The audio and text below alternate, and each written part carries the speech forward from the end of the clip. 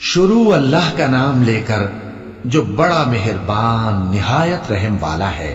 جو لوگ کافر ہیں یعنی اہل کتاب اور مشرک، وہ کفر سے باز رہنے والے نہ تھے یہاں تک کہ ان کے پاس کھلی دلیل آ جائے، یعنی اللہ کا ایک پیغمبر جو پاک اوراق پڑھ کر سناتا ہے جن میں مستحکم آیتیں لکھی ہوئی ہیں، اور اہل کتاب جو فرقوں میں بٹے ہیں تو دلیل واضح کے آنے کے بعد ہی بٹے ہیں، حالانکہ ان کو حکم تو یہی ہوا تھا کہ اللہ کی عبادت کریں، اطاعت کو اسی کے لیے خالص کرتے ہوئے یکسو ہو کر، اور نماز قائم کریں اور زکوٰۃ دیں، اور یہی مضبوط اصولوں والا دین ہے۔ جو لوگ کافر ہیں یعنی اہل کتاب اور مشرک، وہ دوزخ کی آگ میں پڑیں گے اور ہمیشہ اسی میں رہیں گے۔